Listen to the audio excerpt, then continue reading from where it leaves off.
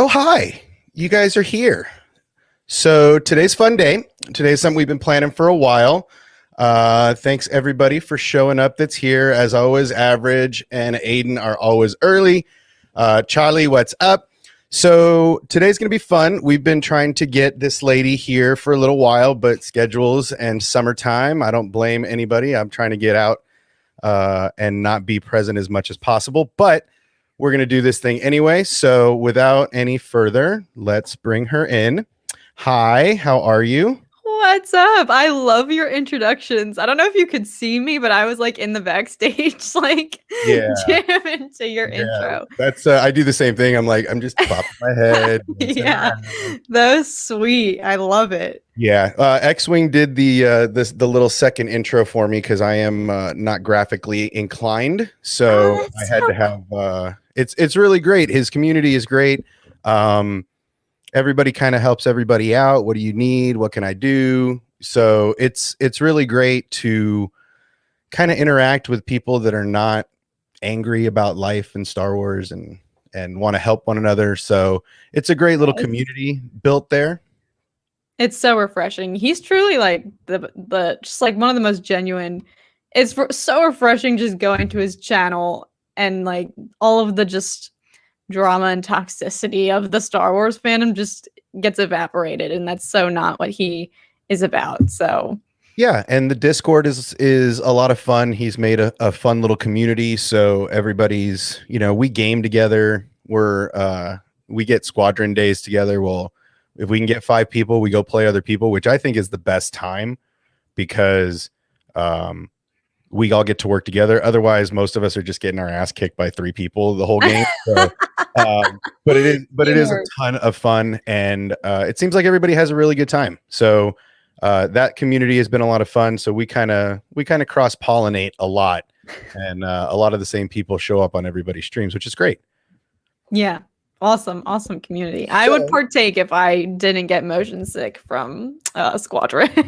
yeah, it can get pretty intense. Yeah. Sometimes I just have to stop and like focus my eyes again and then go back to it. Yes, like look away from the screen, look at something real life, and then jump back in. Yeah, exactly. And some of those guys are really good. Like I'm Oh, trying I to get bet. this I'm trying to get this thing going with the other YouTubers that have large followings. I'm awful at it.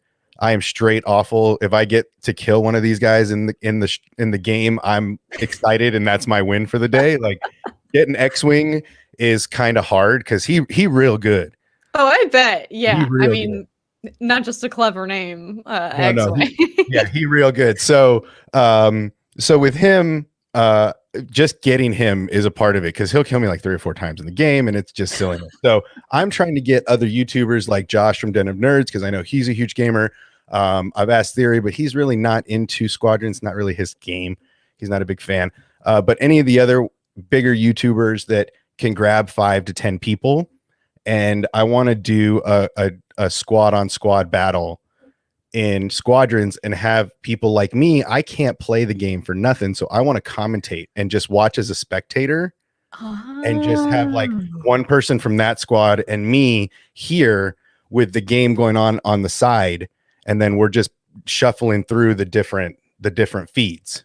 That's smart, and it's a way to help like be a cheerleader. If I am the same, I can't play that. I haven't even bothered to play that game, but anyone who's seen my gaming knows when it comes to Star Fighter Assault, I can't tell if I'm upside down, facing front, backwards. I don't even know what's up, what's down. Yeah, So yeah, I would exactly. totally be on board for something like And that. this is Aiden knows, like there's certain guys that are just on X-Wing squad that are just sick. Like it's ridiculous how they stack up kills. And when 2 of them get together, forget it. So yeah, I'm trying to get on your stream, get with your kids, find a squad of people, and I'm trying to make this happen because I think it could be a lot of fun for people like you and me to commentate on what we see and the scoreboard and just people racking up and people losing. I do it during the game because I'm awful at it, but I think it would be fun to have the people in charge of the stream that aren't great at it. Like if Josh doesn't want to play, don't play. Just get 5 great sweaties that are awesome at the game, and let's Yeah. just crack a beer. It could be at the end of the night, it could be in the middle of the night. Let's just crack a couple beers and watch the homies get at it. So yeah, so that's something, we're going to try to get going over the time. You've got some followers. It would be fun. I don't know if your better half plays games well. I don't. So, Yeah, getting them in certainly there. better than me. But yeah, so for those of the people here, I mean, everybody here pretty much knows you, but give us a little intro, tell us a little background, tell us a little bit about yourself. And I mean, those that don't know, you're an actress for Theories stuff, right? Yes, shout out to Lord Theory. Firstly, thank you for having me on your channel, and also congrats on your channel. How long have you had this for? Or like, is it kind of a fresh thing? It's been, I mean, I started probably in January. I was toying around with some ideas and I kept fishing them out to the community and I kept kind of hitting roadblocks. Some of my earlier videos are kind of some of my early theories, early ideas that I wanted to run around, and I just got tired of getting squashed. So I went ahead and started my channel. The first video, the long one I have on my channel, is like 15 minutes. That took about 3 months, to be honest. Whoa. I did 172 takes of the audio one day, and I just couldn't say the words anymore. So I can imagine, yeah. I had to put it on the shelf for a while, and then I did. I think I did a couple other videos, and then I went back to that and finished that. But a lot of my videos are centered around my early theory stuff. Is more centered around Ahsoka. That's that. I kind of dive deep into her. I kind of dive deep into everything, but I kind of resonate with that character. So I've done a lot of research into her, and that kind of led me here. And then as I'm going on, I've just met people, and it's just kind of inspired me to keep doing it. Not so much following news, but if there's stuff that I'm into and want to watch, then I put it out to the community. So it's been less than 6 months. Not all of us have the lightning trajectory that X-Wing has, because that kid on fire. My gosh, I know. He just keeps on growing, and It's fire. I love it. And I love awesome. watching it. And I have some surprises for him when he hits his 1,000th subscriber. We're gonna throw some more upgrades his way and upgrade his little starship there. So goodness, if he's probably not listening. I hope he's at work still. Probably not. He's probably just cracking his first beer, getting in the stream. But yeah, I've told him that also. I'm like, yo, when you get to that point, we're gonna absolutely do some more upgrades, because he's running. The stuff I sent him, everybody's like, oh my God, you're sending him so much stuff. This is stuff that was laying around. These are older parts that I had here in my studio when I started. So I've taken gigantic leaps into my personal studio. And he was mentioning he was having problems. I watched him show up on the Nerd Council, and I was like, I can't watch this, bro. Like, so I reached out on the Discord. We started chit-chatting, and I'm like, you're a good dude. You work for a living. You're like me. You're trying to do good things. So I put a little package together, and we're still working out some kinks. But yeah, when he hits his 1,000th subscriber, we're going to upgrade a little more, just a couple little things, nothing major. But yeah, I mean, that's awesome. And that's kind of one of the things I'm trying to do. I'm trying to help people that don't have the fight, mainly greener, newer YouTubers that don't have a lot of time, energy, or experience in this stuff. And I'm trying to find simple solutions that are cost effective so that they can get up and get going. And so that's kind of, I'm using him as my guinea pig, because he has one of my, by the time things are said and done, he'll have probably like my level 2 or level 3 setup. Wow.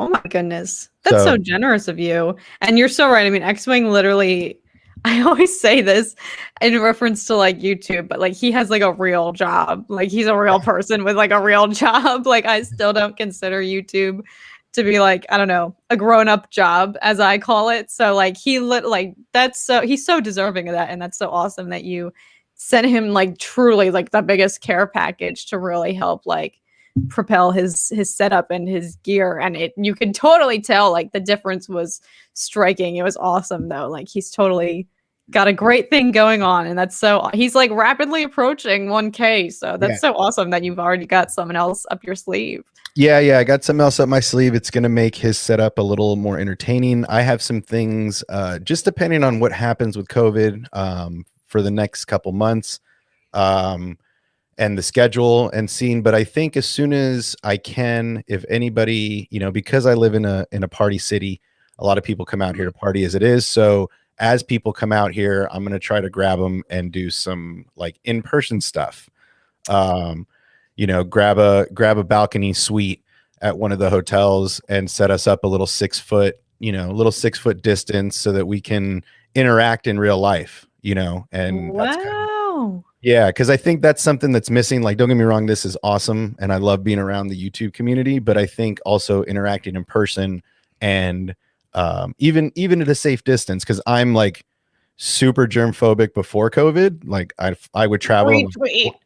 like wipe my seats down and wipe the tray. Like I was the person people were walking past on planes Mhm. because I just look like a germ phobe. And so since COVID, I'm like, yeah, I'm staying home. I'm not getting on one of the tubes for a while. Yes, literally, like, exactly the same. My boyfriend's probably in the other room, like, going off on me because I am exact same way. So I totally understand as much as I enjoy like the all of the virtual like I guess podcasts and streaming that has come from the pandemic. It is exciting to be back in person when the time will be right.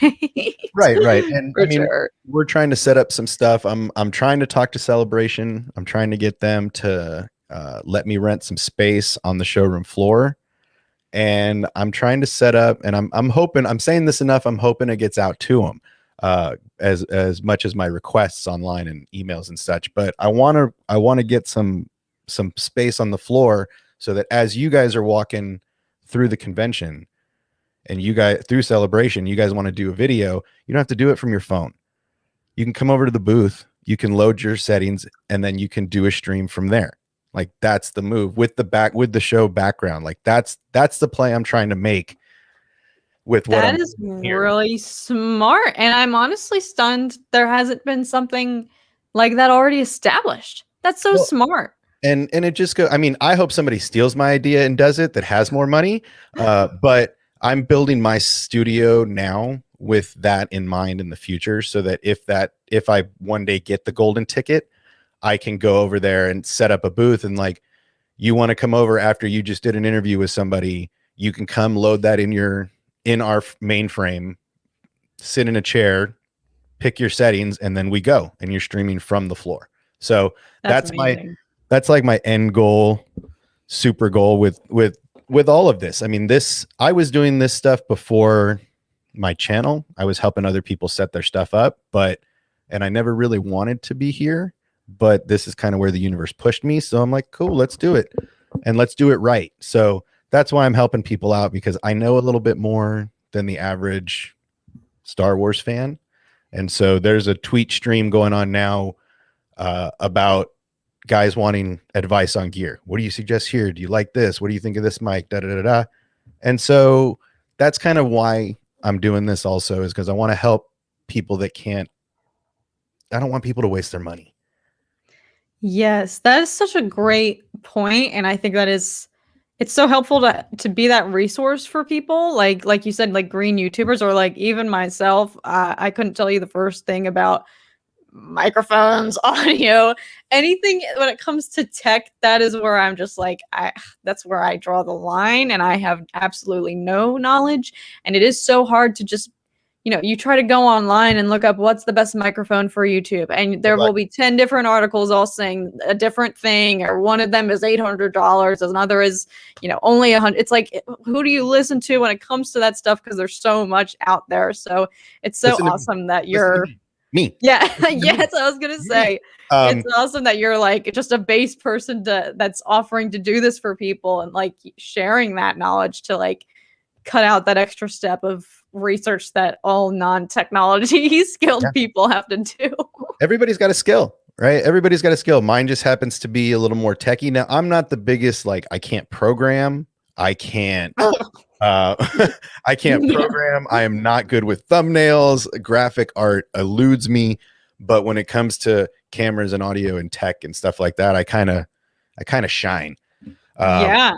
So yeah, so that's kind of the gist. I'm working on a kit now. I'm just trying to figure out the best audio setup for this person so that I can help them get something a little better for themselves. So, and yeah, it's a nice feeling to help people, and that's kind of what the community should be more about. You know, not so much me, but us. So, Yes. yeah, so that's the kind of energy we're trying to put out there. You know, That's awesome. Good for you. That's so amazing. yeah, it's been a good feeling watching X-Wing and a couple of the other people I've tried to set up and help out. I mean, even in my real life, I helped a sideline reporter that's doing a podcast of her own, and I just couldn't watch anymore. I was like, let me help you, please, in the off season. Let me help you. Like, I can help. Oh. And so I'm going to end up really trying to help more people out because I just can't watch it happen. I It's would like, imagine with someone with your level of expertise, it probably is like nails on a chalkboard to hear poor audio. It probably disturbs you more than the average person who doesn't have the expansive knowledge. oh yeah. And I'm a tough viewer because I see and hear everything that goes on. Like I can't watch movies with some people because I know the plot halfway through and I'm like, I'm out. So and I'll watch it to the end, but I'm a bad viewer. So it's better for me to help people get their stuff going because I find the plot holes and oh, I didn't like this or I didn't like this and I'm not great to watch movies with. I'm a little too neurotic, let's say. But well, I guess that says something about Star Wars if you're able to sit through that. well, and I take a different perspective. I am not a hater. I take it all for what it's worth. I'm thankful that we get any of it. So I don't hate the sequels. I don't hate the prequels. I don't hate anything. If you're like, oh, what do you like more? Okay, cool. I like this. But for me, I feel like the animated stuff is the bread and butter. That's where you're getting the most. Wow. Yeah. So Clone Wars. That's amazing. Oh yeah. Clone Wars and Rebels, I feel like are giving us more integrated fabric than anything else right now. Wow. Now, how do you feel about the Bad Batch so I think it's great. I think they are setting us up with everything we're going to need to know going forward. Because you got to remember, they're building stuff at this point for the regs, right? They're not building stuff for us because they know they got us, right? Mm-hmm. Oh, you're going to put out stuff. You're going to watch it no matter what, whether it's good, bad, or ugly. You guys are going to watch it, comment on it, review it, dissect it, and then regurgitate it, right? Like that's what's going to happen. But at the end of the day, Bad Batch is giving us everything we need to go forward, right? So they gave us Fennec Shan and Mandalorian. Now they have to give us a little backstory on Fennec. Well, shoot, how do we do that? Bad Batch. Okay, we got to get a little bit of this, you know, what's going on here. I hope we're going to see Boba this season because I think that's a huge arc that intertwines. But they could do that in season 2 if we get a season 2. So I feel like this is stuff we don't need to know because we know it. But the regs need pearls and breadcrumbs to follow. Otherwise, they're lost.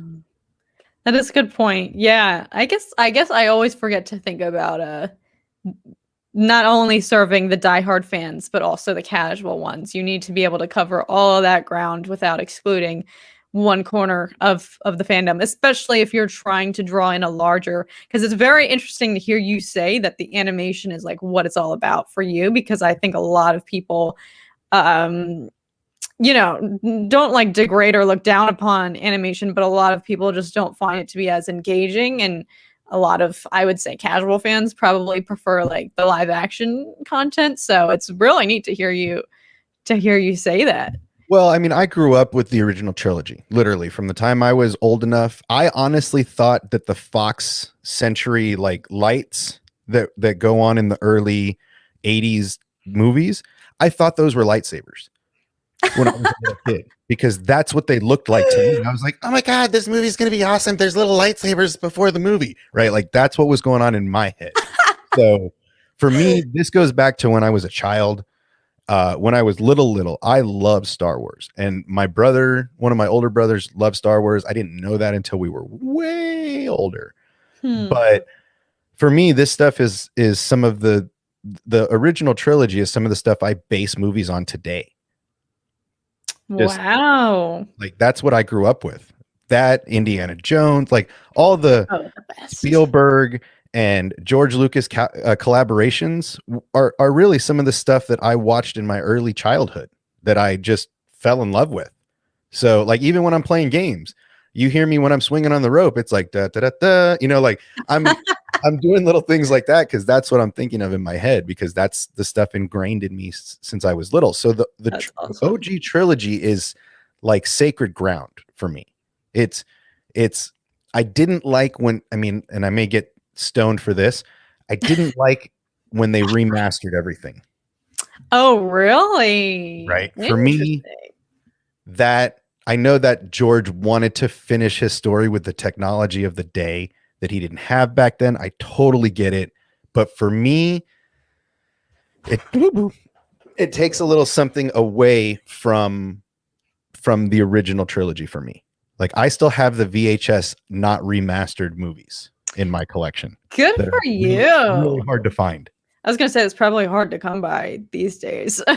Any VHS is hard to come by.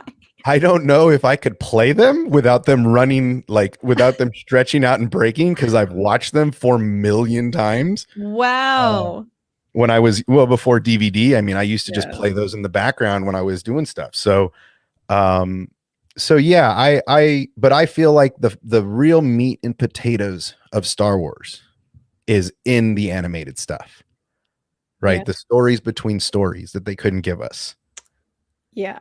I truly do agree, and this is why I tell anyone that they are robbing themselves if they don't watch the Clone Wars even, but Rebels too, I think is equally, it's so difficult for me to choose one over the other because I think they both offer so much, and there are so many moments in both of those shows that are just pure Star Wars gold. And I can see why you, as an Ahsoka fan, of course, would cherish the animation. I'm curious, I wanted to ask you, how were you from the start, day one, the second she debuted on screen, in love with Ahsoka, or what drew you to her?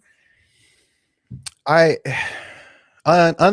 get Anakin's complete story, right? That's something that the prequels gave us, and then the Clone Wars really polished, right? If we got the prequels gave us the turn to Vader, the Clone Wars showed us how it happened, day by day, bit by bit, right? Yes.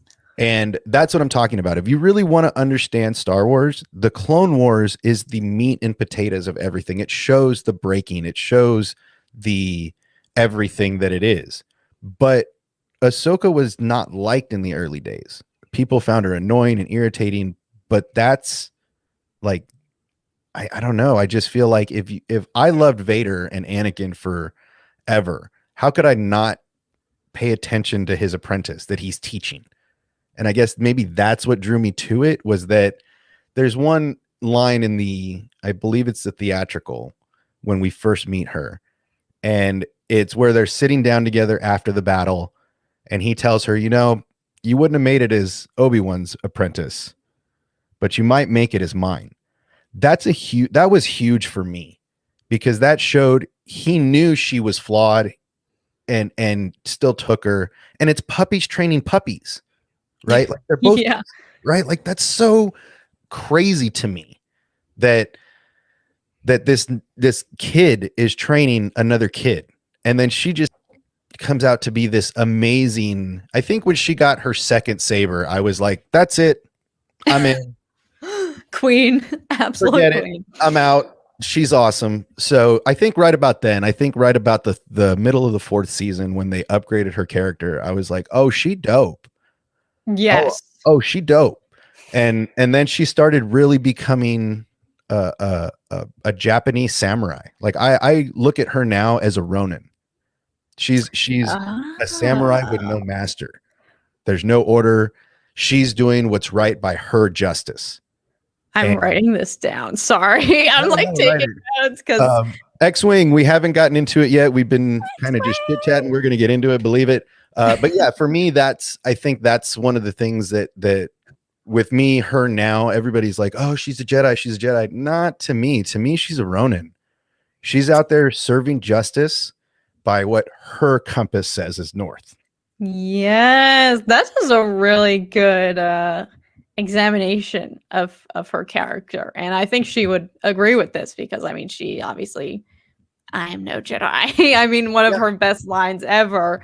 That's so awesome. Yeah, I was like stunned. Perhaps it's because I'm a girl, so like having a new female lead integrated was welcome for me. Like I never was annoyed by Ahsoka, and I agree 100% with what you said. How can you not want to invest in this character that is literally the apprentice of the future Darth Vader? Like already that before even getting to know her is such an intriguing premise. So right off the bat, I was like, let's flip and go with her. And so Well, that's such a good and I'm point. surprised you haven't done more artwork with her because I know. she is such a powerful female character in Star Wars. And I mean, Yeah. I mean, Leia, Padme, Ahsoka, like that's my trio of like Yes. powerful women in Star Wars. I mean, you can dive deeper and deeper, but those are the first three I think of. I And agree. unfortunately Carrie's gone and we're not going to get any more real Leia. No, none of her voice and all that stuff.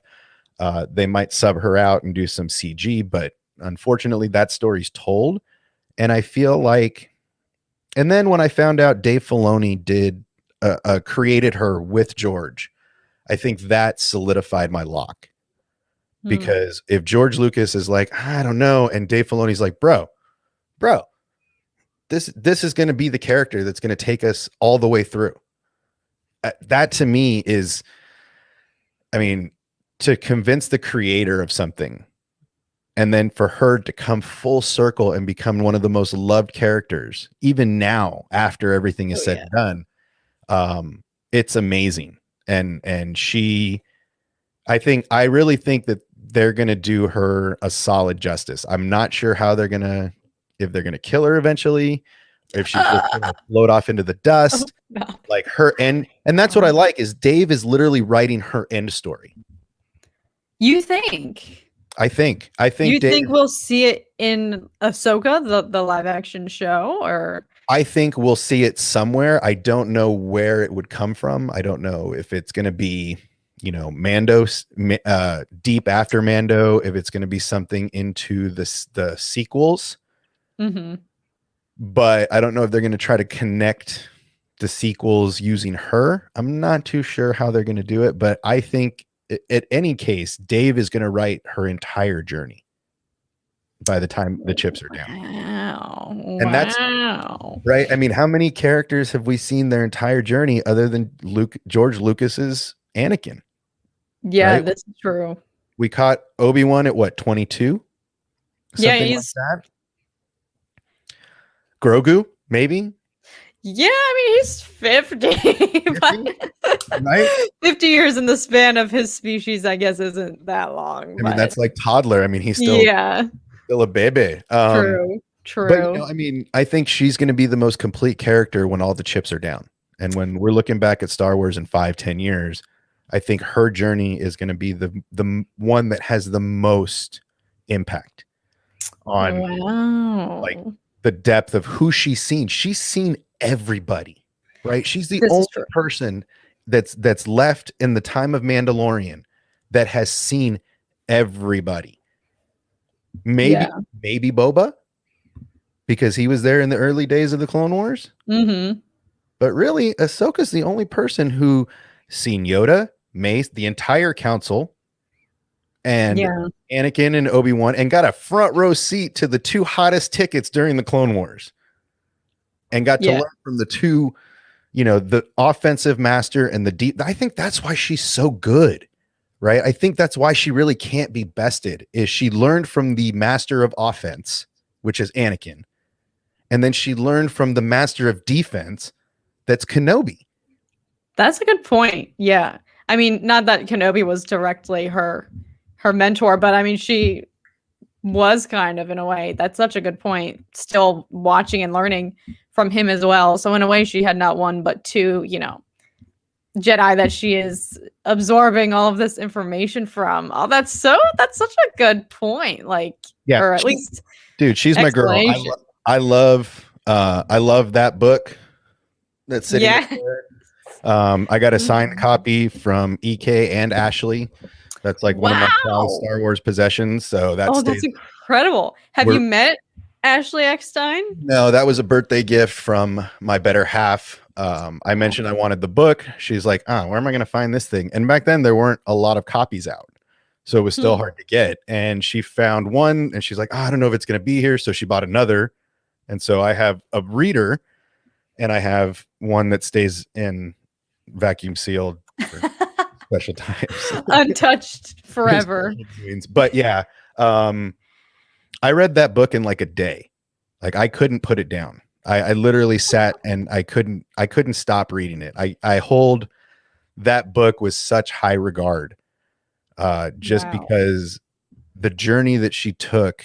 I really hope that Dave is using that book as a reference for his show. For the Ahsoka, the live action.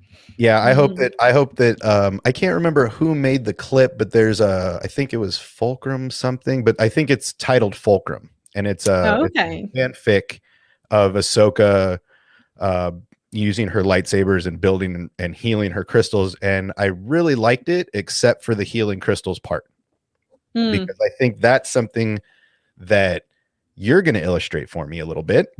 Oh, here we go, getting into it. But there's a moment, and I'm gonna kind of show a little idea of what I'm talking about. But there's a moment in the book. Have you read the book?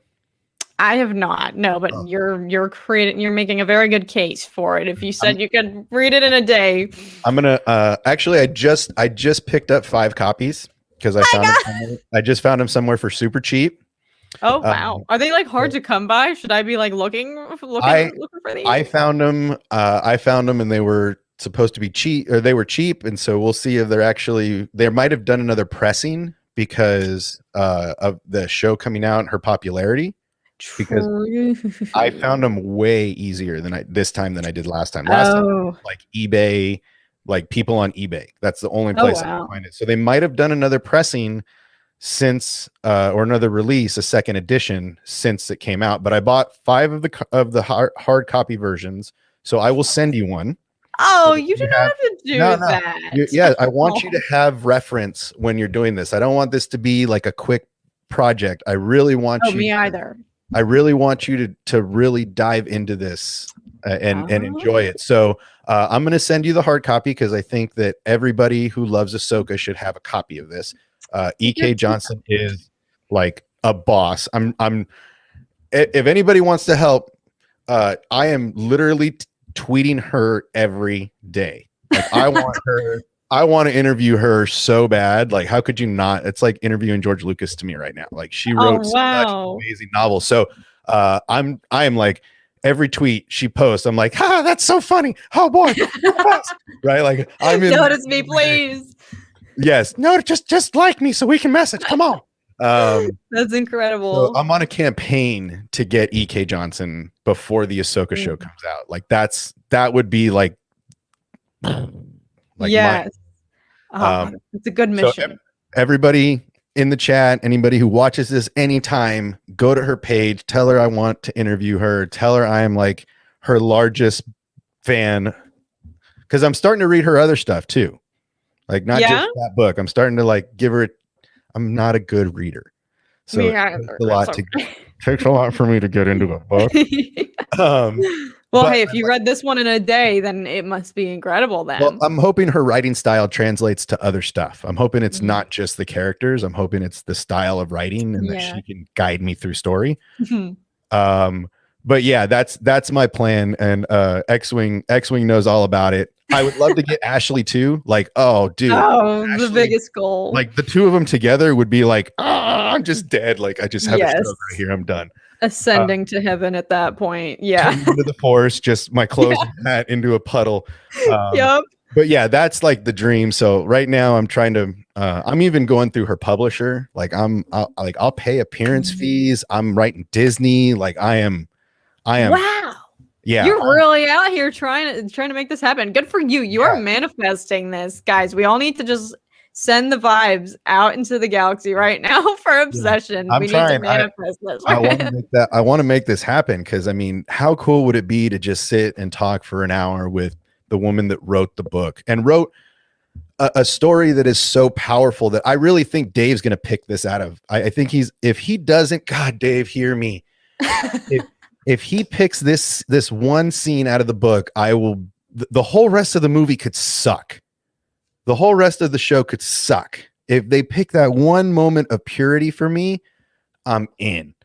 I don't care what else you do. And that's the scene we're going to talk about here. So I'm going to show you something. Please. And we're going to go through this real quick, but this is, oh my God, we're tumbling down the rabbit hole. This is a scene that, no, my God, we're tumbling down the rabbit hole. Okay. So this is a scene from Rebels. Yes. And this is, I'm going to pause it at the point where we're going to talk. Mm-hmm.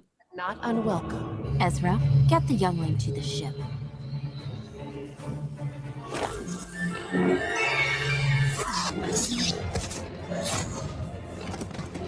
What about Ahsoka? She's doing fine.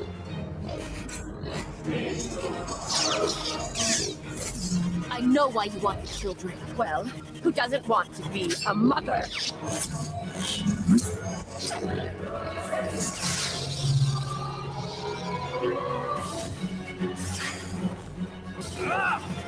She's such a boss.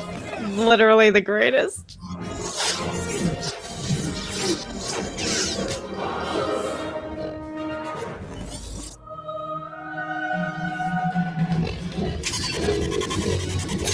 And it's here. So for me, this is such a powerful for me, it's such a powerful thing because it's what I believe is so we're going to do this so we can see. Okay. So she does this in the book, right? I don't want to spoil anything because, well, I'm sure you've heard, but I don't know if you've heard. Do you know anything about her kyber crystals and her lightsaber going forward from Rebels? I do recall hearing some action going on with her kyber crystals, but I would not be able to retell it. Okay. I've heard through the grapevine, like little bits, but not.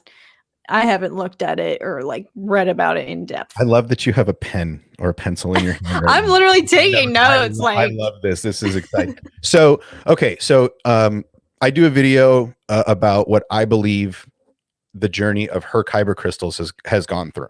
So, in the book, we see a scene similar to this. And basically, it is... So she's weaponless at this point. She has no lightsabers because she left them on Rada. And she's been just muddling through life, trying to be a reg, trying to not be noticed after Order 66. She comes to a point where she cannot hide anymore, and she's forced to fight.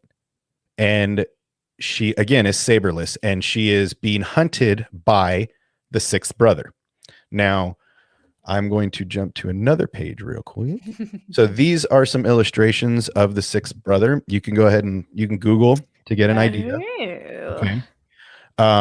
But he is the one with the long helmet in the back and almost the graded face mask.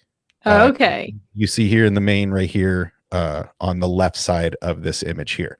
This is the sixth brother. So there's a scene in the book where they're fighting and he's taunting her and taunting her and taunting her.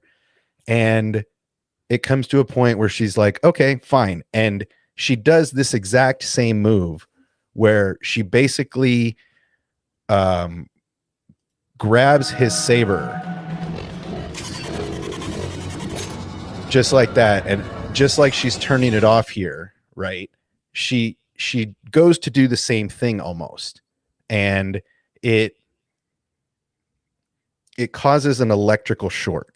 Now the book doesn't illustrate that she pushed anything, that she touched anything. She just it describes it, and I'm going to show you the screenshot, as just reaching out and grabbing his saber. And when she grabs his saber, it overloads and explodes. And so she jumps back to get away from feeling that the explosion is coming, jumps back, and he doesn't deactivate his saber in time, and it blows up in his face and he dies. What a way to go out. Dude. So tell my mother I love her. Thanks. That's what I do that. I do that in my gaming stream also. Just a little background. So if I jump off and fall in order and like fall down the pit, that's what I say. Or I'll be like, tell my father, I tried to make him proud. Can I steal that? Oh my god. Yeah, for sure. I mean, it's open to public use. I'm not trademark or patent. So yeah, this is a big thing for me, because in my universe, in the space that I occupy, and it's in my video, the reason that the Six Brothers lightsaber explodes is because the kyber crystals are instantly purified by her touch. So it is my belief, and it's in one of my videos, and it has been my longtime belief that the kyber crystals that she gave up on Rada ended up in the Inquisitor's hand, and he made them bleed. And so basically when Vader picks up, it should have been 2, Dave, but Dave did it another reason. But when Vader picks up her saber and takes it back, I believe that he takes that back to the Inquisitorial Temple, and he does either a battle royale where they all fight until there's only one left standing, or he just, the first Inquisitor that comes by his path, he throws it at them. So in some way, Vader gives Ahsoka's lightsaber to the sixth brother, ends up with it at the end of the day, and he takes her crystals or crystal and makes it bleed, and that's what he makes his lightsaber out of. Whoa. So you must have had were you like super, was this going through your mind when you watched that final scene, the Clone Wars finale there, like with all of this backstory? Was that like on your mind? That is so special. That's so awesome. Kind of what made me start the channel is I ran it. I was watching from the start of COVID. As soon as I lost work, I built myself my office, and I started to try to find stuff to do. And and I've always watched a lot of YouTube for Star Wars stuff, but I never really followed anybody. I just pick things. And then I came across theory stuff, and I was like, okay. So I started getting on when he had like Rule of 2, or when he was doing early nerd theory, and I would spit out some of these ideas and just get the hammer. Like, no, pass, moving on. No big deal. No harm, no foul. Like, everybody's got their ideas of stuff. And I was like, you know what? I'm going to cut this. So I started cutting it, and I started doing my research and doing a little more stuff. And that's where I kind of came up with this stuff. And that's what really launched the channel. Is I had to get this stuff out of me. And no one in we talk about this in the Discord and on X-Wing's channel a lot. But the reason that I'm here is because I can't talk to people in my real life about this shit.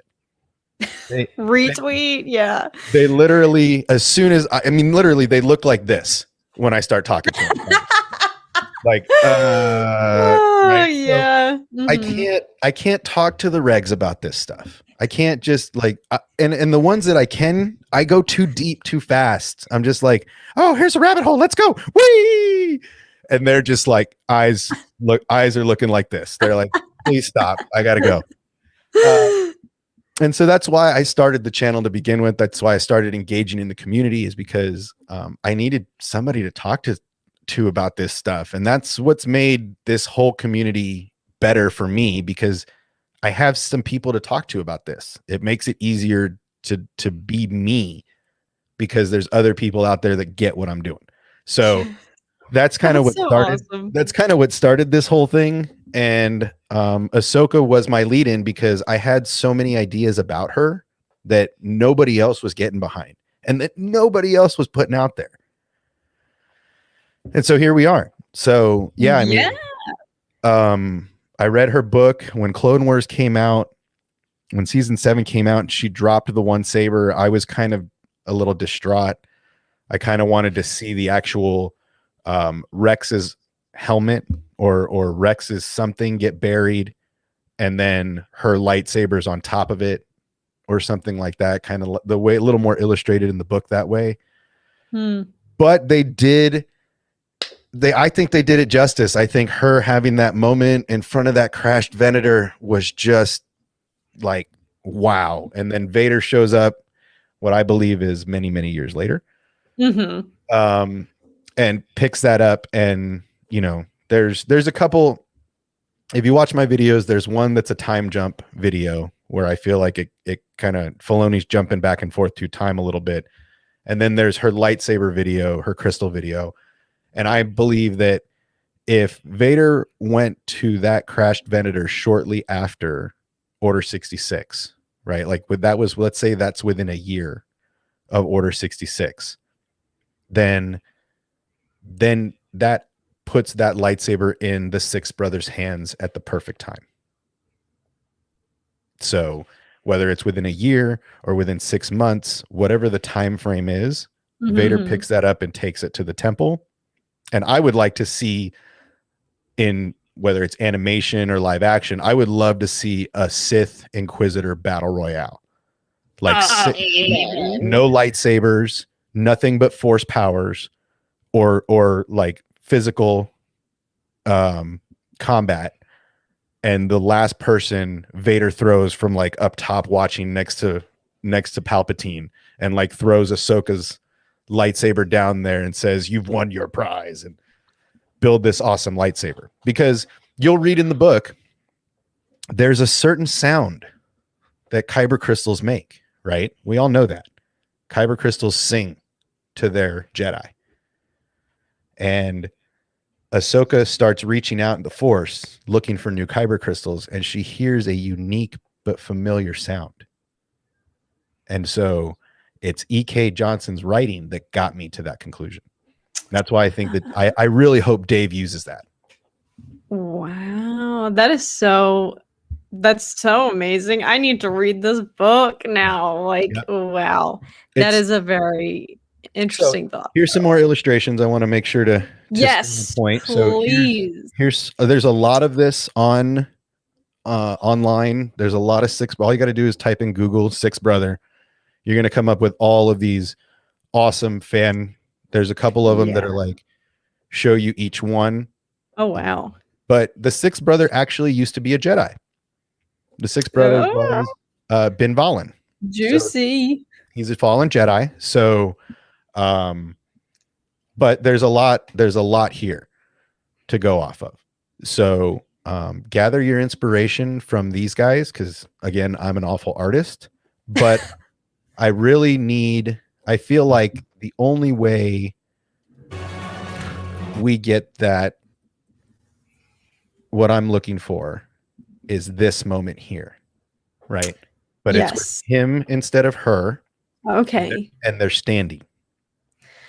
Oh my God. She kneels here and does this because she knows exactly what she's doing. She's done it before. She did it weaponless. That's why she did this little thing right here that she does, right? That's why she does this. She's like, I don't need these. Yeah. I don't need these things. Watch. I don't need them. And she deactivates her saber. Right? Like that moment right there is exactly what I'm looking to illustrate, is her intensity in this frame, but her standing. Lighting could be, it's on Rada. So you'll get a description of Rada in the book. But yeah, I really, this is something I would love to have illustrated, because for me, this is the moment that Ahsoka became whole again, where she, And not just with extra kyber crystals that were just, oh, I went to Ilum and got new ones, or oh, I found an old lightsaber like Assad Ventress, or I bought one off the black market. No.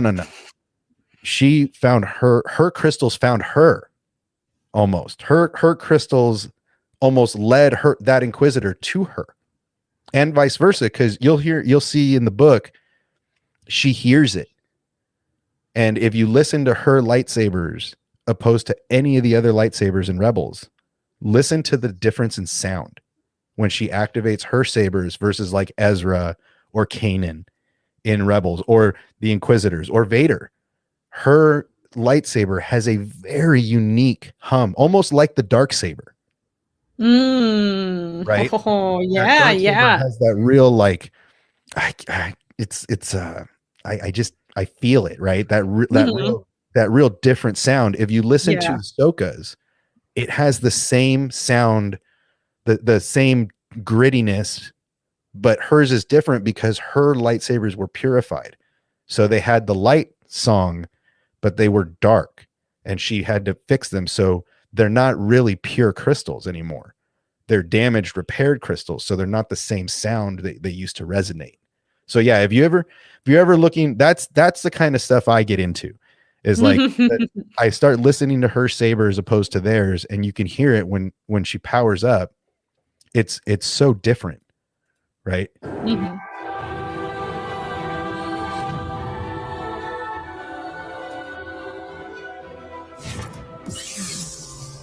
Right. It's different. I know what you're saying. Yeah. Right. So those are kind of a couple of the ideas that I'm running with. I'd like it to be standing, because when in the book she just reaches straight out and grabs his saber. I think it's kind of like a Jakku Tatooine kind of planet. It's a farming planet. Okay. So it's like it's an outer rim farming planet. So they grow awful food, but it's food. And yeah, I mean, it you know, whether, and I want you to interpret it the way you interpret it. I don't want to tell you how to create your art. Right? Well, this is what I want to hear. Like when somebody comes to me with an idea, I literally want to hear every single last drop of, you know, what they want out of it, their preference, their attention to detail, like the exact things that they want. So like all of this is literally like amazing. I had no idea that you had already like all this stuff and this attention to detail here and like this vision in mind. So like I want to hear like as much of what your vision for this is. But I like that I feel very inspired by what you mentioned, like her samurai, like this Ronin, like you know, aspect about her. So I would like to maybe try to like inject that in there somehow. Yeah. Too. Yeah. There's lots to work with. I mean, even if it's something that inspires you later to make like an Ahsoka Ronin art piece. Yeah. That you're totally going to make prints out of or something, like do it. Like yes, please. I'll buy that shit. Yes. But yeah, I mean, I just feel like I have so much other stuff. I have so many posters and so many toys and so many, like my downstairs has 3 Star Wars art pieces in my main living room. And one of them is like the size of a postcard, and like they're all prints. One of them is a unique, is unique because my girlfriend actually painted it. Oh my gosh. That's awesome. It's this in the top right corner, but it's a full square. So she actually painted that and did all the kind of cool R2 bleeding stuff. I've been so curious about, I can't believe it slipped my mind to ask you, like that's your like avatar on everything on your profiles. And I've been like, that's an art piece. And I want to know if he drew that or like where he got that. That's awesome. I am artistic this much. Like, this little itty bitty bit. I got like very little art skill in me. But yeah, I mean, I think that that's hanging above our couch. There's another piece with that's the elevator scene in the OG where Luke and Han are in stormtroopers and Chewie's in cuffs, and it's the size difference, but it's an animated piece. Oh, neat. Wow, you have such a collection already. I mean, this is Yeah. exciting. Well, we went to Orlando, and it was actually, I was there for, I was in Orlando when The Last Jedi, no, it was the one before that. It was Ryan's version, Ryan's movie, the sequel. Yeah. Yeah. The Last Jedi, right? Because Yeah. it was Return of Awakens. Skywalker, Rise of Skywalker. Okay. Yes. So The Last Jedi is literally premiering that Friday. And we're in Orlando, and I'm like, we have to go see this movie. But it was sold out everywhere. I missed my opportunity to go. So we just went to the little Disney promenade. I don't really remember what it's called. And there was an art store. There was a Disney store, and they were selling art. And I really wanted the canvas piece, like real bad, but it was like way out of my price range at the time. And so I was like, okay, we'll just get a couple prints, but really I want that piece in canvas real bad. Gotta go back and get it. Oh my God. Next time. But yeah, I mean, at this point I need some stuff. I need some more stuff for my office. I got a couple of blank walls in my office that I really need some Ahsoka in my room, because if you look behind me, which is here, I'll just show you a picture of it. I've got a lot of stuff. I got a lot, not like X-Wing. That girl Cray, that girl got a lot of toys. The best. But yeah, I mean, I bought a couple since the Slave One issue came out. I bought a bunch of Boba stuff, so I've got a bunch of little Slave Ones, and little stuff, some trading cards and such. But for the most part, I have all the original trilogy posters that I bought in a vintage store in downtown Burbank.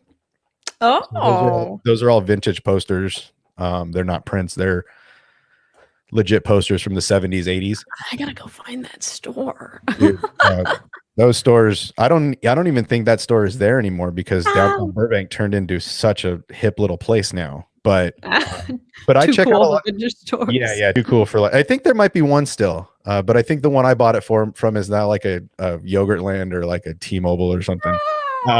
Rest in but peace. yeah, I mean, LA is the best place to get all that old. I gotta go out for the hunt. Oh, dude, I'm on the hunt all the time now for, for vintage stuff, Kenner, any of the old Kenner dolls and stuff like that. Like I'm in it. We're on auction sites and yard sales all the time now. X-Wing's got me going to Goodwill. Yeah, X-Wing like totally advocates for going like vintage shopping, because you never know what you're gonna find. But I don't have anything Ahsoka aside from my books. Like my books are the only thing I have Ahsoka in my life, really. So this we'll have to change that. Yeah, and that's why this is going to be exciting, because not only is it like, it's not something off the shelf, which I'm totally down for. Don't get me wrong, like that stuff is awesome, but it's not something that anybody else has yet. I fully expect you to make like lots of prints and make lots of money off of this, because I can't be the only person that wants more Ahsoka in their life. And well, thank you for your permission to do that. I was going to ask if you want this to just be a special one of a kind thing. Dude, if anything, please make more, if people want it, get it out there, put prints out. Awesome. I would love to see it. Awesome. And honestly, I would probably buy a couple extra to give to the people in my life, because that's how awesome it is. But yeah, I think I needed something. I just needed something more. That moment to me is so powerful, right? If nothing else, the journey as a youngling to get your crystals is already a special thing, right? Like watching that in Clone Wars is just another thing that they showed us there that you didn't get in live action, right? That's just another reason that the animated is so important to Star Wars, is you're getting stories that you're not getting anywhere else, right? So yeah, I feel like Ahsoka is so important to, like, if Ahsoka would have been there when Anakin was having his troubles sitting in the council chamber, he doesn't turn, he doesn't go, right? She's sitting there being the Jiminy Cricket on his shoulder, saying, no. You know what's a better idea? Go hang out with Padme, bro. Like, go see your wife, bro. I'll hold it down. Go, right? Like End credits, George Lucas, written by Star. Like that's it. It's That's over. actually a really interesting point because I feel like everyone always diverts to, oh, if Qui-Gon had lived, none of this would have happened, and he would have kept Anakin on this, the righteous path. But that's so true. I think if Ahsoka had been there, I feel like that doesn't get mentioned as much. If she had been, present there, she is very like grounding for him, and things could have gone differently as well. Yeah, I mean that I feel like that's why her character is so important, because she really learned how to be bold and daring and fearless from Anakin, but she learned how to be smart and witty and negotiate from Kenobi. So she got the best of both instruction, but then she was the Jiminy Cricket on Anakin's shoulder. Are you sure we should do this, Master? Well, I got it, Snips, right? Like for me, those moments show that she is that voice on his shoulder telling him, hey man, this isn't it. This isn't the way. Like we can find a better way. Or sometimes it was like, I'll race you to the top, sucker. Like it was a perfect fit. But if she would have been there with him, he doesn't turn. He doesn't even listen to Palpatine because she was there.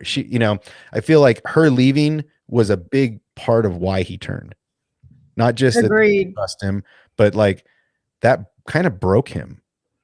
And so for me, this is that moment when she's grabbing the six brothers hilt. She's almost like taking her scepter back and reclaiming her throne as a Jedi, right? Not a Jedi, but as the only remain. I really feel like she is the truest form of Jedi, like in all, especially everybody that's left. Like she is the Gandalf the White of Star Wars right now. Like she is the purest Jedi.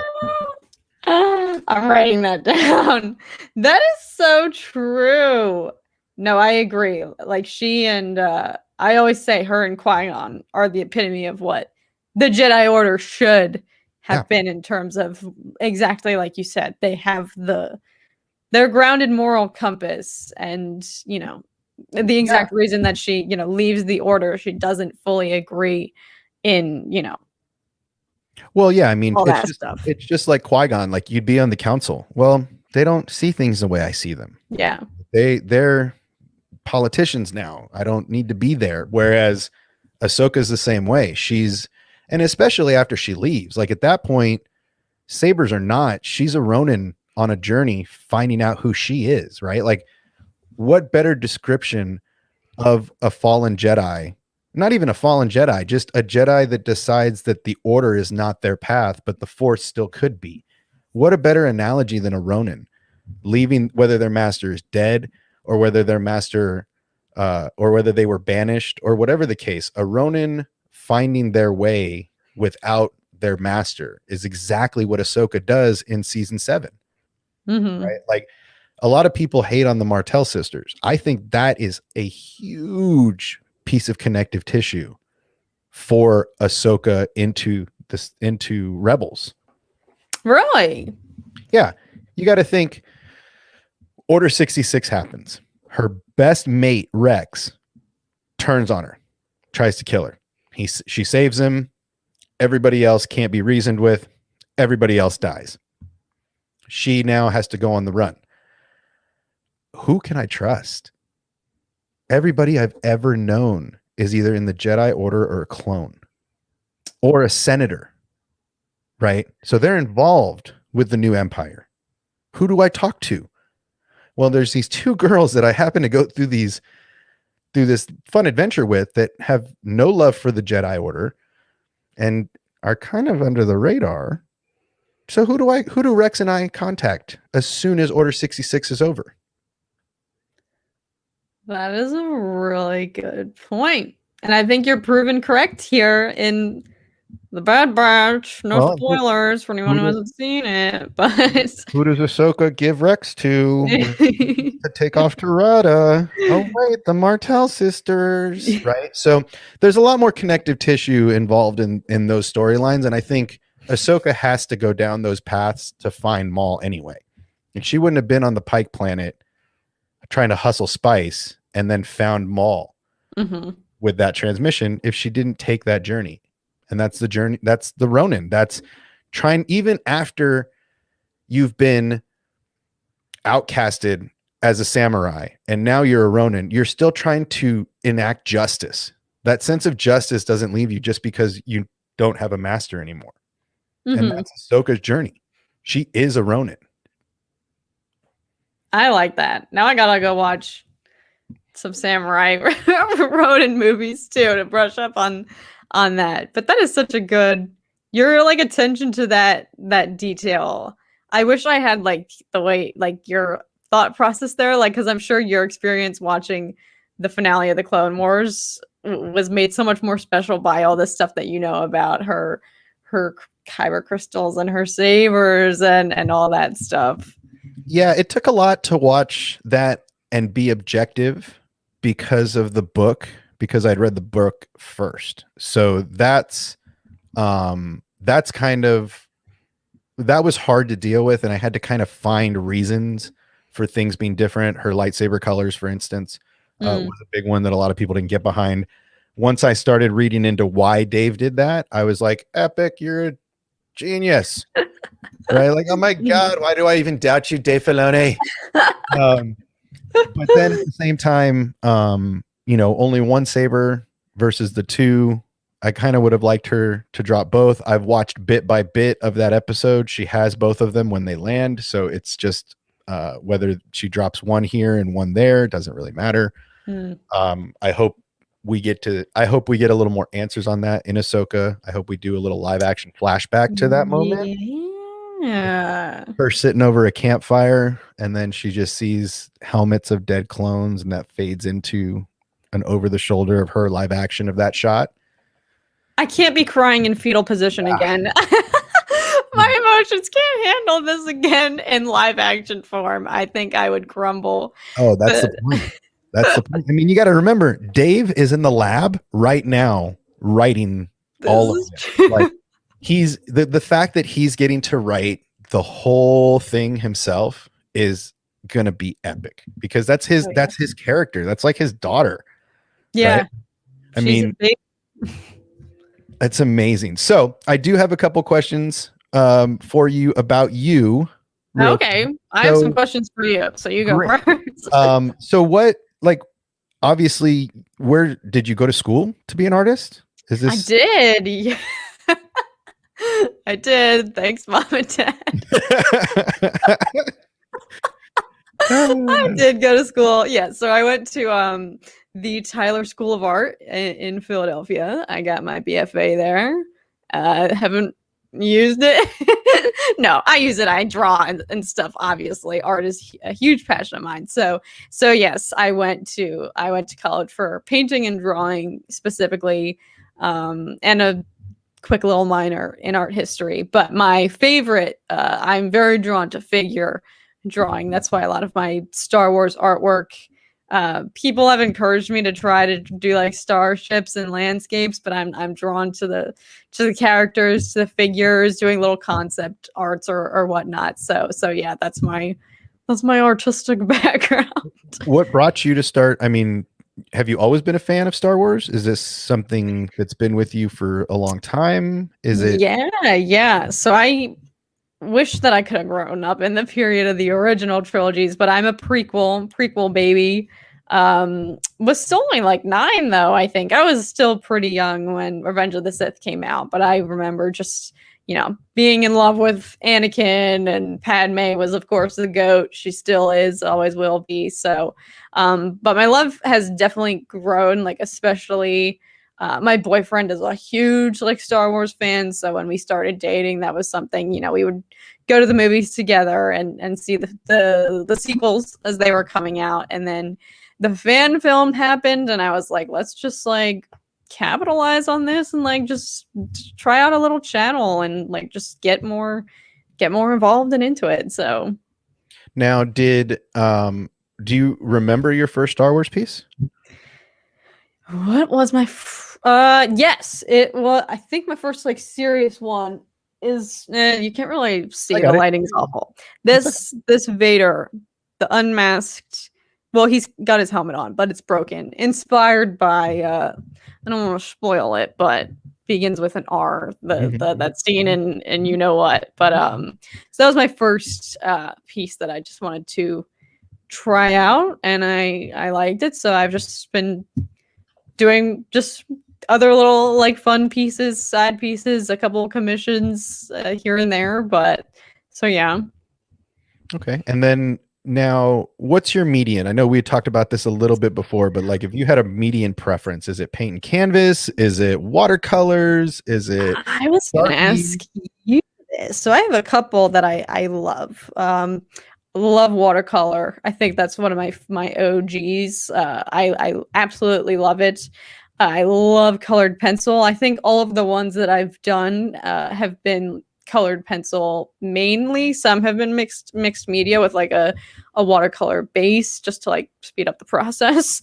So yeah, watercolor, colored pencil, but I also love like graphite, micron pen, like just straight pen and ink. I love that as well. So that's why that's one of the questions I wanted to ask you. Like, what do you have any art types that you're drawn to, or like do you have any artists that you feel inspired by, or like just art styles that really pique your interest, do you think?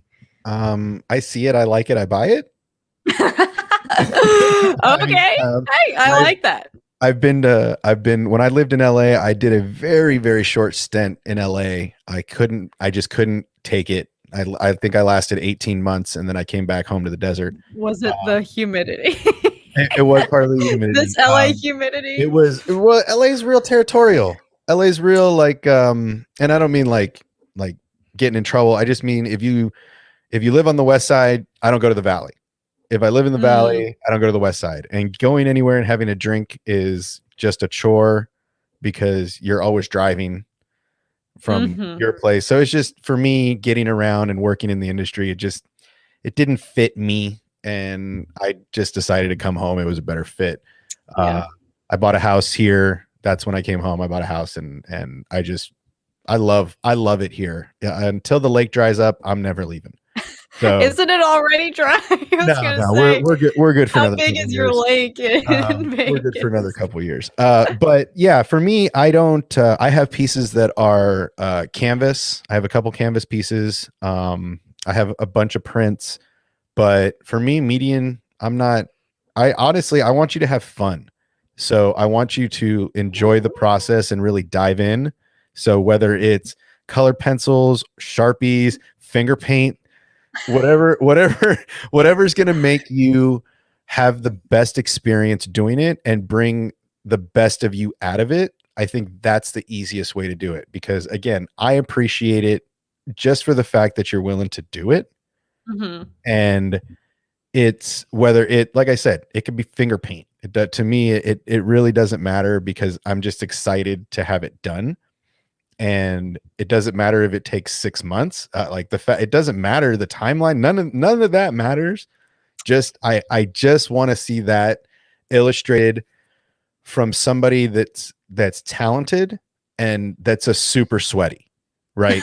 I've looked at your other stuff. Your Vader, your I don't know what you call it, but the necrophilia. My most recent one, the necro-faced, yeah, the necro-faced Vader was like that was just epic. So I think I would rather you dig into yourself after kind of reading a little bit of her talking about the kyber crystals, and the last couple chapters I'll bookmark them for you so you read the whole book. Okay. Oh yes. I'll bookmark a couple of pages so that you have an idea of where the lightsaber conversations are. So you can kind of get an idea of that whole thing, because I think this is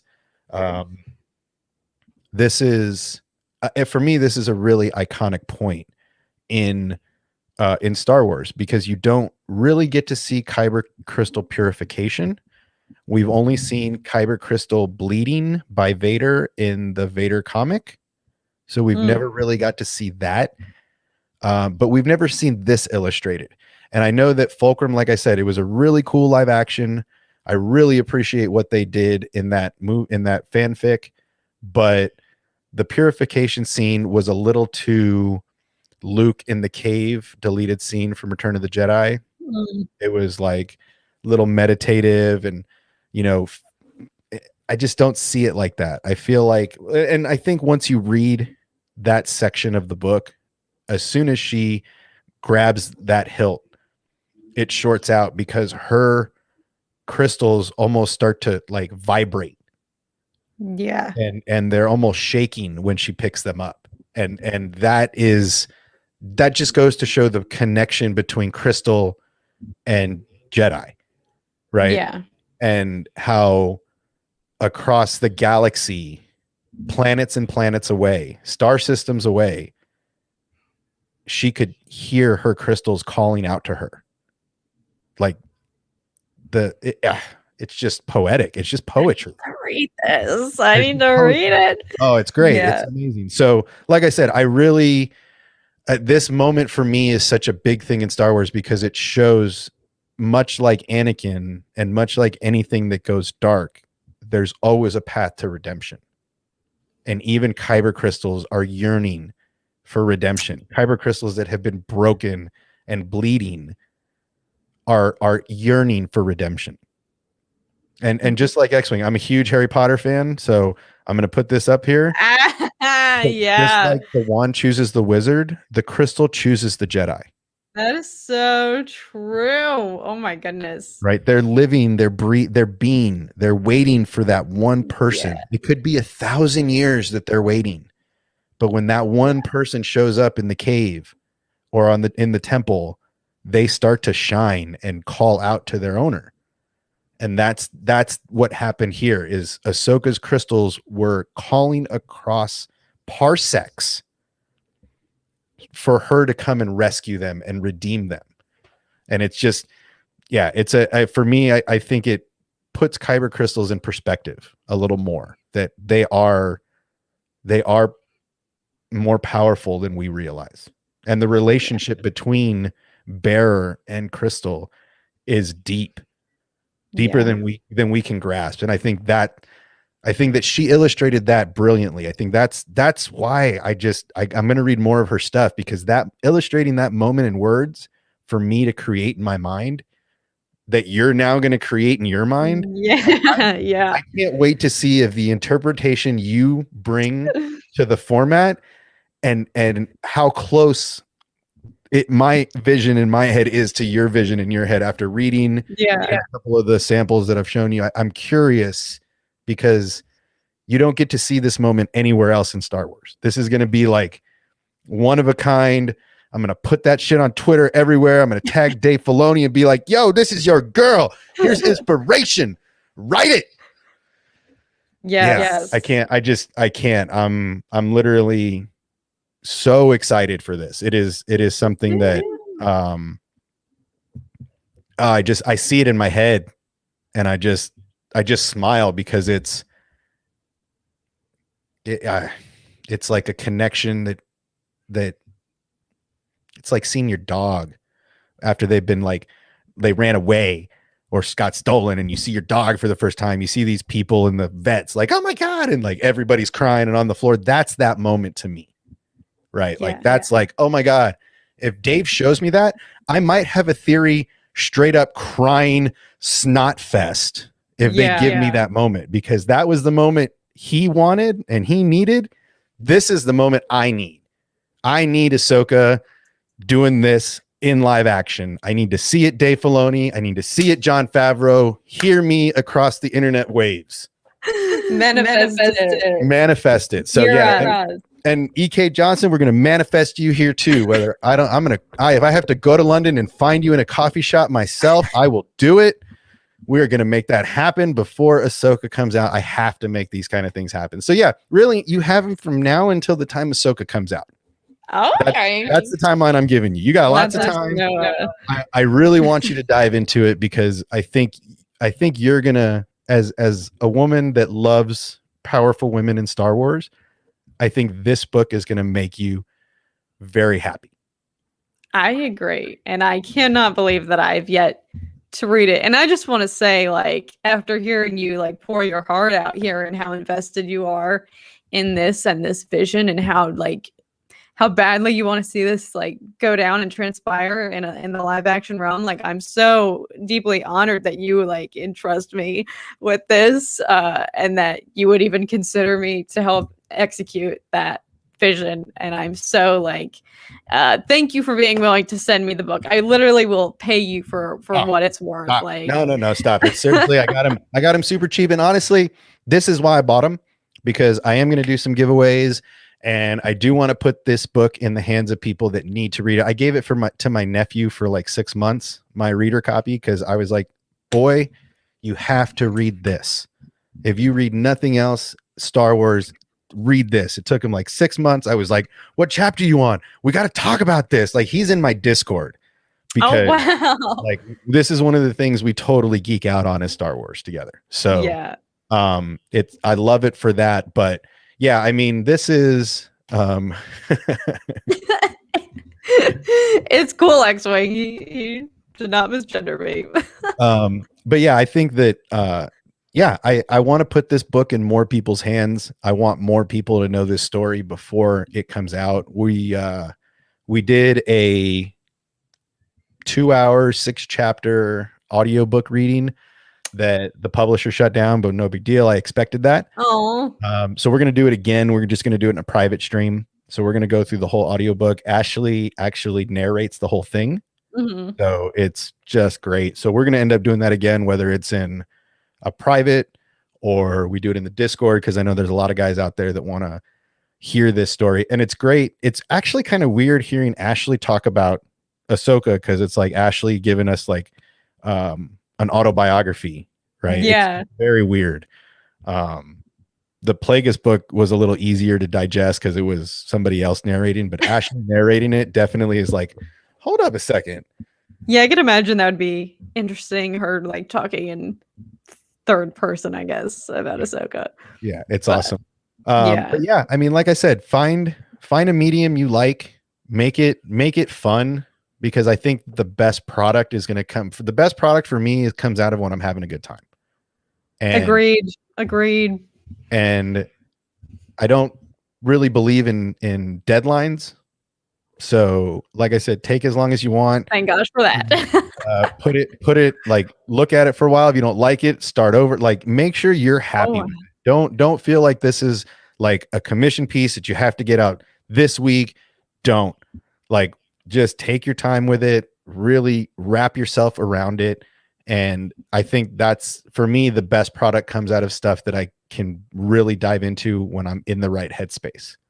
So shout out to you for being so flexible about it. Like, it's so great to work for people or make work for people who are so like taking this chill, like, do it, have fun. Like, so thank you for giving me the freedom to I guess establish my interpretation, like, when I read it, and just let it come to fruition. But I can assure you now, like, this was not what I was expecting, but like, this in a good way. Like, this is not just some Ahsoka portrait. Like, I'm so excited about this, and like hearing how passionate you are is making me feel like not a sense of pressure, but a sense of like just heightened excitement to like make this come to fruition and see it play out. Don't feel any pressure. Like I said, if you start feeling pressure, step away, right? Drink a glass of wine, right? Take it easy. Like, don't feel any pressure in creating this and getting it out, because really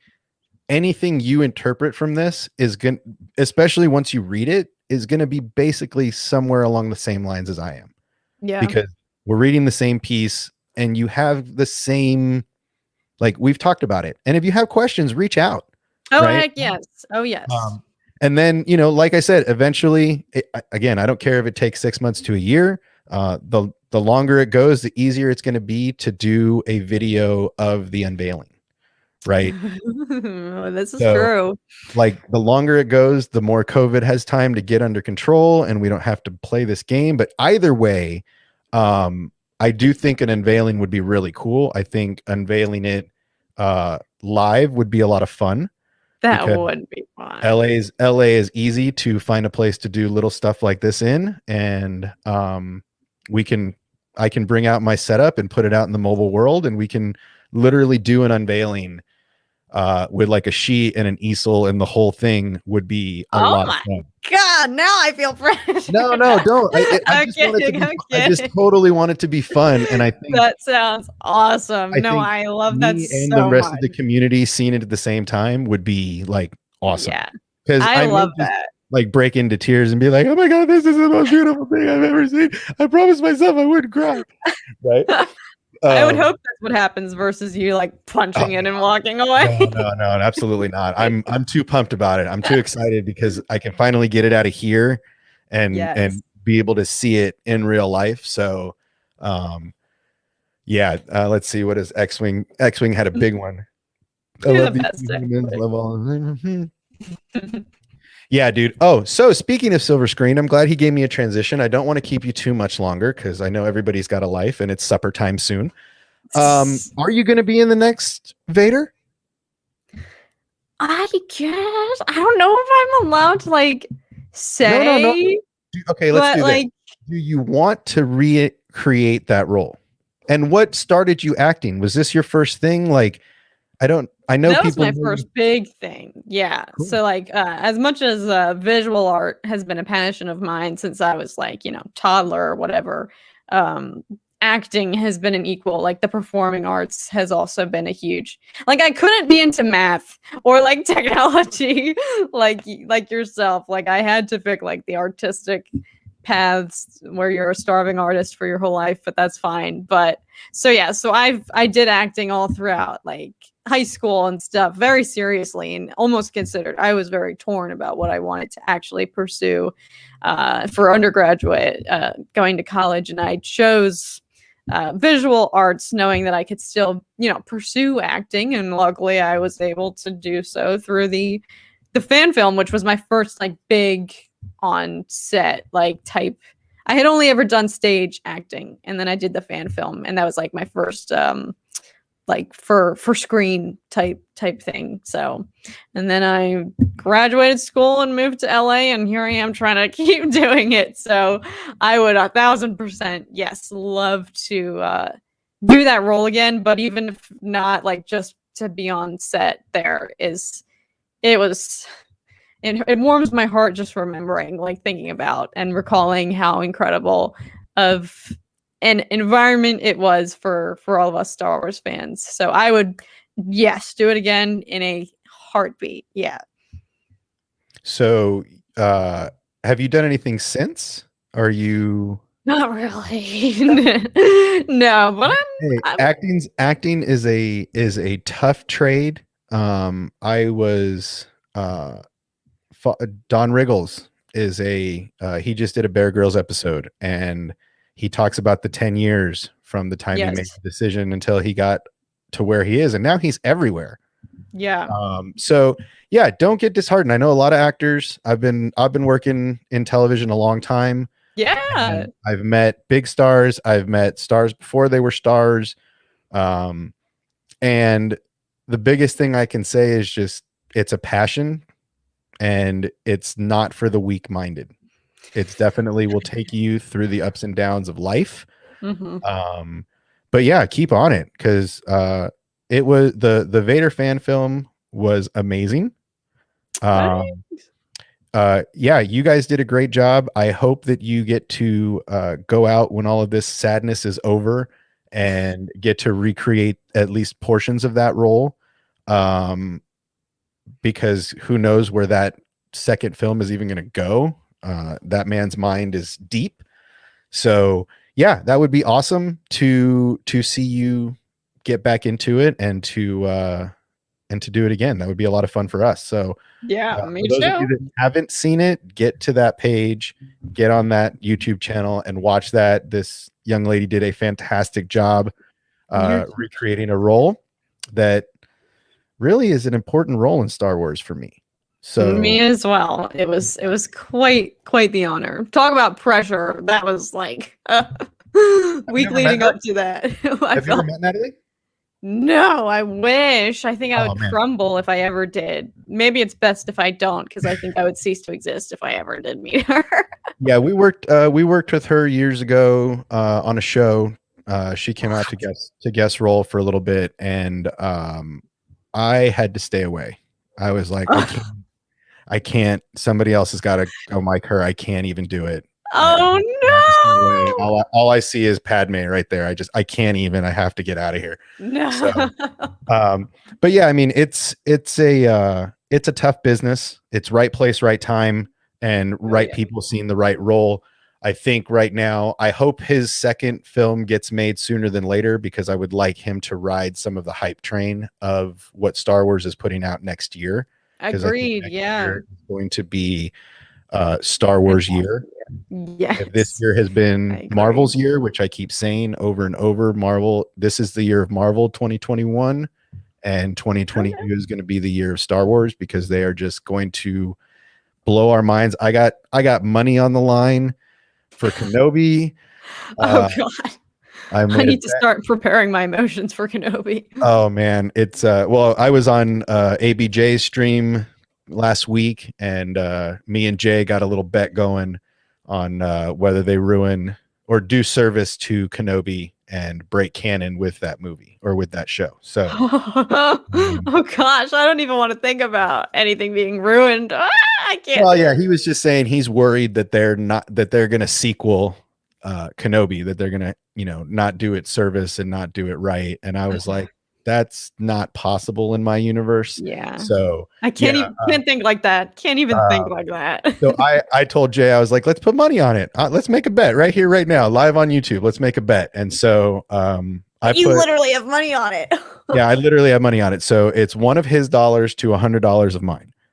So I'm going to get $100 bill crisp from the bank, and I'm going to put it in a frame right there.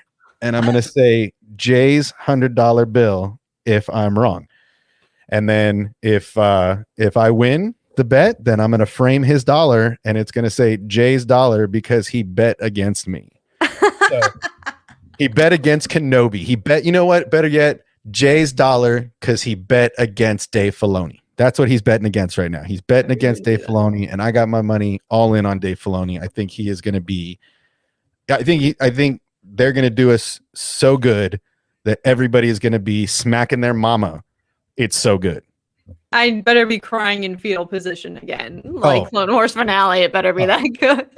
I know X-Wing's nervous. I know there's a lot of people that are nervous. I'm probably going to throw up. Like, I'm already clearing my schedule for the week that it is premiering, because I'm not going to be able to do anything else other than be throwing up. So I'm absolutely going to have to take the weekend off. That Thursday, Friday, Saturday, Sunday. I may not take, maybe a 4-day weekend for Star Wars film or Star Wars fans, because I really think, I don't know what they're leading with. I've heard it's going to be Book of Boba. I've heard it's going to be Kenobi. I've heard they haven't released the schedule, so we don't know what's on deck first. But well, Book of Boba isn't that coming out in December?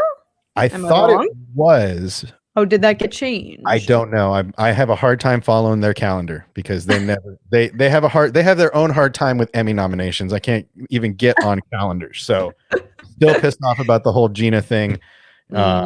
But that's just award season, so I will let it go there. But yeah, if they lead with Book of Boba, dope. But I think we are going to see a lot of tears in Kenobi. I think we're going to see a campfire scene where he's like sitting in the desert by himself, looking over a campfire, and you see a spark fly out of the fire that leads to like a lightsaber clashing, where it's him and Vader, or it's him and him in the nest of Gundar, Anakin rescuing him from somewhere. Clone War flashback. Like, I think those are the kind of things we're going to get. Oh God. And I think they're going to lead out with that kind of stuff. I think they're going to lead out with reminding us that he was a hermit in a desert for 19 years. Oh, they have to. I think they need to come out with the punches ready to hit us in the gut. Yeah. I will be ready to feel it, take a punch to the gut right off the bat. So well, and I really want to see like some Tusken Raider fighting Kenobi, defending the farm against Tuskens, or negotiating like Mando and Din Djarin, where he starts to negotiate and deal with them. yeah. So yeah, I have a lot of hope. I am filled with hope. I'm not filled with despair, and I put my money where my mouth is, because that's how much I believe in you, Dave. I believe in what you're doing out there as executive in charge of production, and I'm glad that they made that change. So yeah, I mean, literally X-Wing, the moment I hear Qui-Gon, like, it's over. And he said, Liam has said, I'll come back and do it. He said it recently in a video somebody did. He's like, yeah, let's sold. I did see that, I think. I would love this. I would love to hear his voice over a campfire, you know, like, I mean, literally sobbing like X-Wing here. I mean, just start the waterworks now. Just start buying stock and Kleenex. We're all going to need it. Yeah. So yeah, I'm very excited. Do you have any other questions for me about the piece, about anything? I feel like this was the first of a couple to get us to the finish line. Oh yeah, no, this was definitely helpful. And I'm sure once I actually read the book, I will probably once I have more ideas, I might have more that I will want to run by you and get your approval of, but I am excited to read it and have more of I'm a very visual reader, I'm assuming, like yourself, based on everything that you're saying. So I'm excited to like get a picture in my mind and have a better idea of what where I want to take it. So yeah, and like I said, I want you to enjoy the process. I want this to be fun, because I think the best products come out of when we're passionate and in the right headspace and just fun. So 100%. I really want this to be a good experience. I don't want you to feel any pressure from me. I am not that kind of person. I'm just excited that we finally got to get here and collaborate, because this is going to be big for me. I'm excited. This is going to be a centerpiece in my office.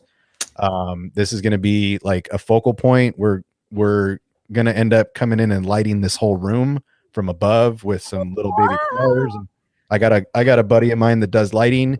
So now that we're starting to get this little studio in its final form, I'm going to have him come over and help me hang a bunch of lights and accents and stuff like that. So it's definitely going to be a focal point here in my little studio. So I'm really excited. Size doesn't matter. So whether it's a size, whether you do it on a stamp or that would be really difficult, or a 6 foot piece of canvas or a 6 foot piece of whatever, it doesn't matter. It really doesn't matter. I want you to literally whatever sings to you. That's what I want. Okay. Yeah, I like that. I appreciate all the freedom that you are granting me, considering this sounds like your baby project here. So I am very grateful for the flexibility and the freedom. There are several projects in the works. We are trying to design a video game. Oh, actually, I'm meeting with a couple of young people this week. And we are going to find out if they're sweaty enough to get involved. So your sweatness. Well, I mean, we definitely need somebody. I need somebody that understands Star Wars. I can't explain every detail of the project to somebody. So the first, actually, they don't even know what they're interviewing for yet. I'm actually going to lead out with, tell me what kind of stuff you're into, and try to see what kind of Star Wars love they have, because I'm really looking for a app. We're building an app first. The app is going to hopefully one day fund the larger game.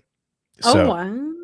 We're going to build an app first. We're going to go smaller, and we're going to build a beta, but it is Disney, and we are going to try to get permission from them but I am going to build a beta and release it to my community first.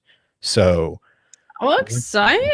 You Yeah. hear that, everybody? Get Once- on it. once we have an active beta, the community is going to get NDAs sent out to them, and they are going to get a beta version of the game. And I want you guys to let me know what you think before I approach the mouse. So before I go to the That's so House of Mouse and ask for permission, I'm going to show them that people like it before I even go to Yeah. them. So we That's are, awesome. yeah, we are working on stuff. Everybody's always working on something better, you know, and that's what I love about this community. Everybody's working on something to not only better themselves, but to give to the community. And that's what I'm trying to do. I'm trying to keep it positive.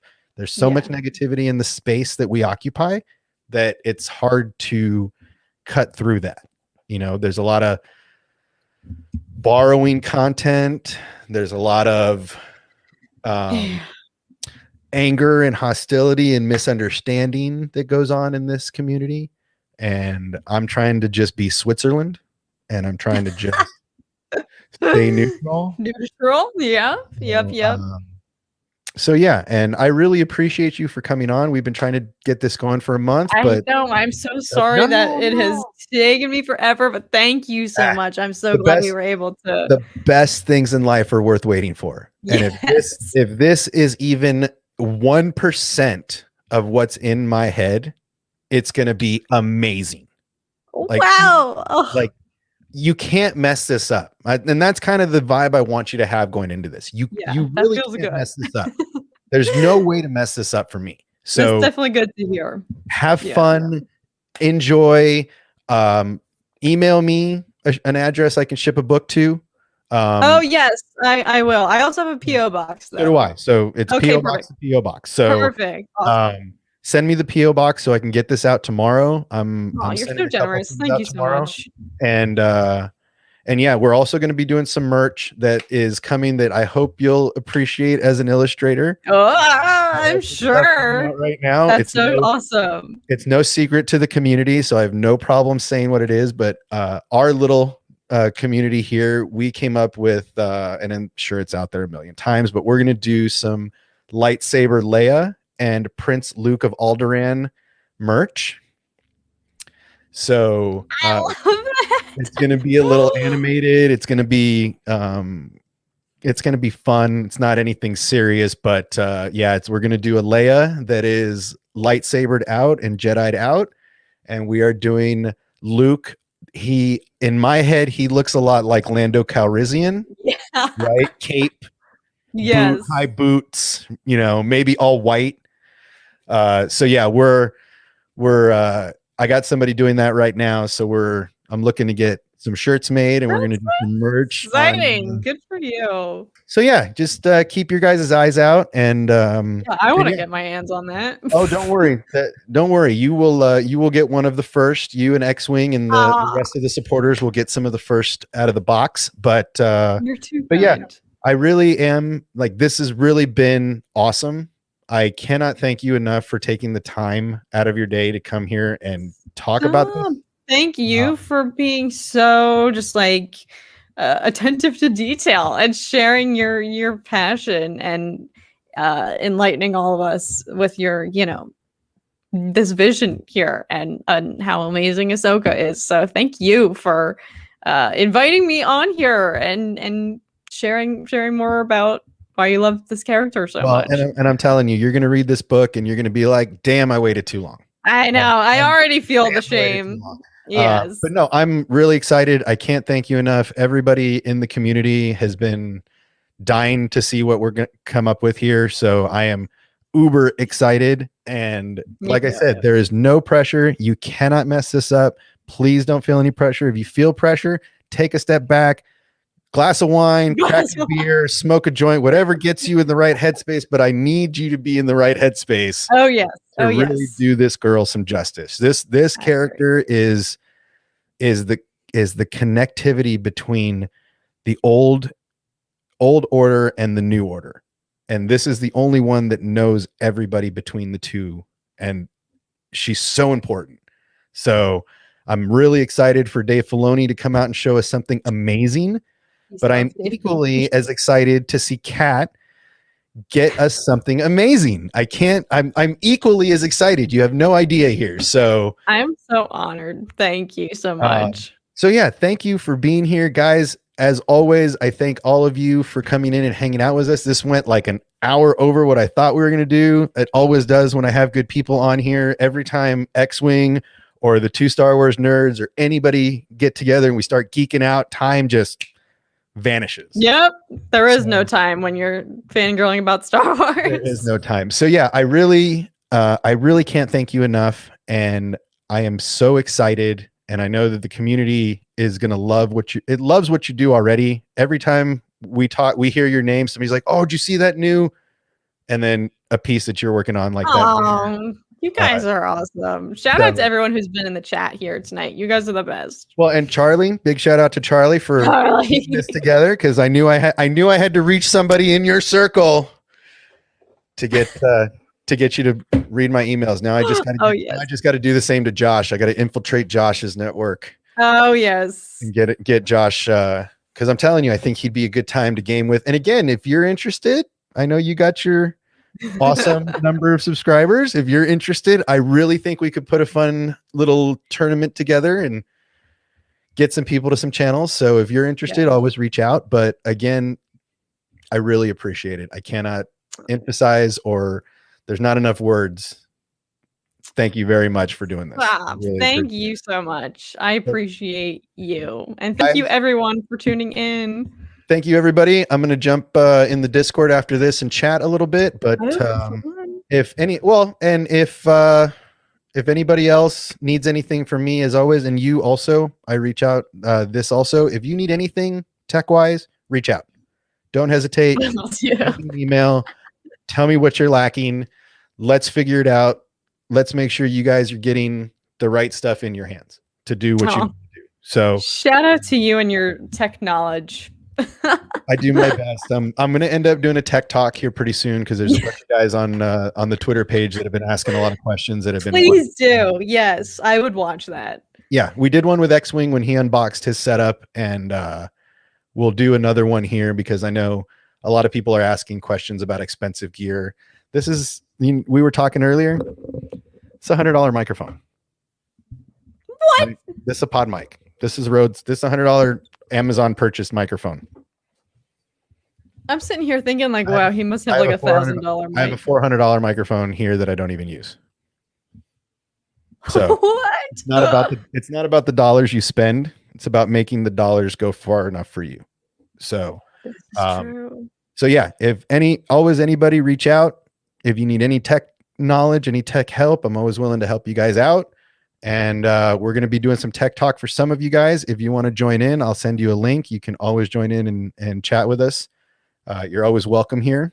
So thanks a bunch. And guys, thank Kat for her graciously giving us her time tonight. And please go by her channel if you haven't subscribed yet, but I'm sure everybody here has. But if you haven't, get over to Kat's channel and subscribe. Get down there and smash the like button. Let everybody know and share this with your friends. But the biggest day will come when we do an unveiling. And I like what X-Wing said. X-Wing, I'm going to put this last comment up before we jump out of here. But X-Wing was saying that we should do an unveiling with his, because is he commissioning something from you also? He is also, yes. So you guys are keeping me busy. Well, yeah, I think he said something, I can't really find it, but he said that we should do an unveiling. We're both Nevadans, so he was saying, well, we should just drive down to LA and do a dual unveiling. And I'm like, that doesn't sound like a bad idea. That could be a good time. And like I said, even if mine takes longer, we'll just bring his back and we'll just reveal him at the same time to the communities. So no pressure on time for me. If he's got you on a clock, that's his clock, not my clock.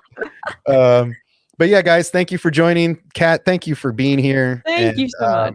As always, guys, please be safe out there. Please take care of one another, and may the force be with you.